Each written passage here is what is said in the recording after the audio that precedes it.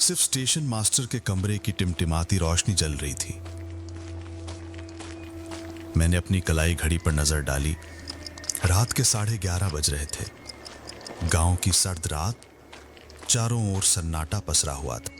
खैर, स्टेशन से 20-25 minute cycle चलाने पर 2 छोटे गांवों को पार करने के बाद एक बांस का बाग आता था। उस बाग को पार करते हमारा गांव था। स्टेशन से निकलकर मैं अपनी साइकिल लेने के लिए भोला की दुकान की ओर गया। भोला दा की दुकान पर ही हम शहर से देर से लौटने वाले अपनी साइकिल या मोटरसाइकिल रखते थे। लेकिन वहां जाकर देखा कि गेट पर ताला लगा है। मैंने कई बार आवाज लगाई, भोला दा, ओ भोला दा, लेकिन कोई जवाब नहीं मिला। सर्द रात में हाड़ कंपा देने वाली ठंडी हवा चल रही थी। मैंने हाथों को आपस में रगड़कर कुछ ठंड दूर करने की कोशिश की। मैंने फिर से आवाज दी, भोला दा, गेट खोलो, साइकिल लेनी है। लेकिन कोई फायदा नहीं हुआ। घर पर फोन करने के लिए जब जेब से मोबाइल निकाला, देखा बस उसमें भी चार्ज खत्म। मैं गुस्से में जैसे ही वापस जाने वाला था, तभी मैंने देखा कि दूसरी तरफ के घने अंधेरे को चीरती हुई एक धुंधली सी आकृति दरवाजे की ओर बढ़ रही है। थोड़ा करीब आने पर उस आदमी के हाथ में लालटेन की हल्की रोशनी में मैंने उसे साफ पहचान लिया। चलो, भोला दा तो हैं। मन की चिंता कुछ कम हुई। भोला दा ने लालटेन को मेरे चेहरे के सामने लाकर कहा, अरे तू इतनी रात क्यों करता है भाई? मैंने और कुछ ना कहते हुए शहर के काम के दबाव की बात कहकर टाल दिया। इसके बाद अंदर जाकर अपनी साइकिल ली और लड़खड़ाते हुए दरवाजे से बाहर निकलकर साइकिल पर बैठ गया।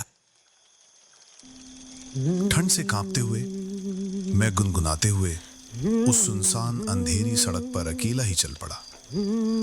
चारों ओर झींगरों की आवाज और बीच बीच में दूर से आती किसी लोमड़ी की दर्दनाक चीख के अलावा और कोई आवाज नहीं थी। लगभग 15-20 मिनट इसी तरह चलने के बाद मैं अचानक मौसम में एक अजीब बदलाव महसूस किया। ठंड पहले से कहीं ज्यादा लग रही थी और चारों ओर एक अजीब सा सन्नाटा था। झींगरों की आवाज भी अब सुनाई नहीं दे रही थी। अब मेरा मन घबराने लगा। मैंने मन ही मन सोचा, अब बस थोड़ी दूर पर बांस का बाग है। मैंने साइकिल के पैडल पर और जोर से दबाव डाला, लेकिन मैं पहले की तरह तेज नहीं चला पा रहा था। ऐसा लगा जैसे साइकिल के पीछे कोई भारी चीज बैठी हो। घिसने की आवाज। ऐसा लग रहा था जैसे साइकिल की चेन जमीन से रगड़ खा रही है और उससे घिसने की आवाज आ रही है। डर के मारे मेरे शरीर का संतुलन बिगड़ने लगा। मैंने एक बार फिर साइकिल की गति बढ़ाने की नाकाम कोशिश की और ठीक उसी समय किसी ने मेरे कंधे पर एक बर्फीला ठंडा हाथ रखा। मैंने डर के मारे आधा पीछे मुड़कर देखा और पाया कि मेरी साइकिल के पीछे कोई बैठा है। उसके पैर शरीर से इतने लंबे थे कि वे जमीन पर घिसट रहे थे और उससे एक बहुत ही अजीब आवाज निकल रही थी। मैंने डर के मारे पूरी तरह पीछे मुड़कर उसके चेहरे की ओर देखा और चिल्लाते हुए साइकिल से गिर गया। गिरने के बाद मुझे एहसास हुआ कि मैं बांस के बाग के अंदर आ गया हूं।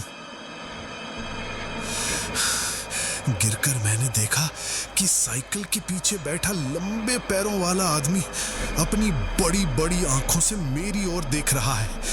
उसकी आंखें उसके चेहरे से भी बड़ी थीं और उसकी आंखों की कोई पलकें नहीं थीं।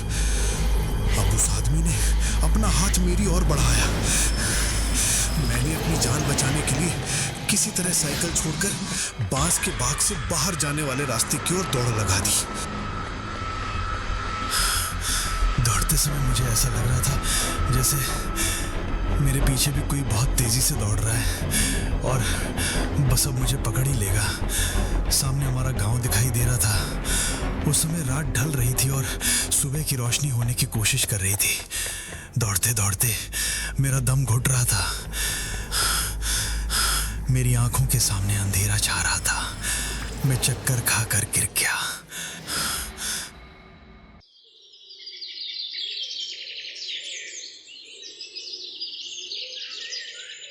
जब मुझे होश आया तो मैंने खुद को घर में पाया। मेरी माँ मेरे बगल में बैठी थी और गांव के कई लोग भी वहां थे। मुझे पता चला कि मैं गांव के किनारे बेहोश पड़ा था।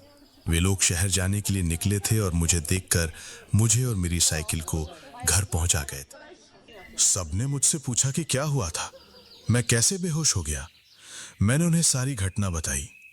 उनमें से जो सबसे बुजुर्ग थे, उन्होंने कहा, वो इसी गांव का एक निवासी था।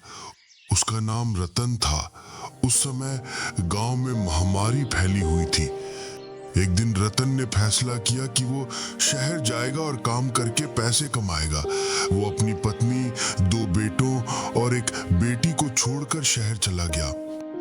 उस समय गांव में महामारी इतनी बढ़ गई थी कि गांव के गांव लोग भूख से मर रहे थे। जब रतन पैसे और भोजन लेकर शहर से गांव लौटा तो उसने देखा कि गांव में कुछ लोगों को छोड़कर कोई भी जीवित नहीं था। जो थे वे भी बीमार थे। घर पहुंचकर उसने देखा कि उसके सभी बच्चे मर चुके हैं। वो अपने बच्चों के शव देखकर दुख और पीड़ा में उसी बांस के बाग में जाकर फांसी लगा ली। तब से रतन की आत्मा वहीं भटकती है और जब वो अपने बच्चों की उम्र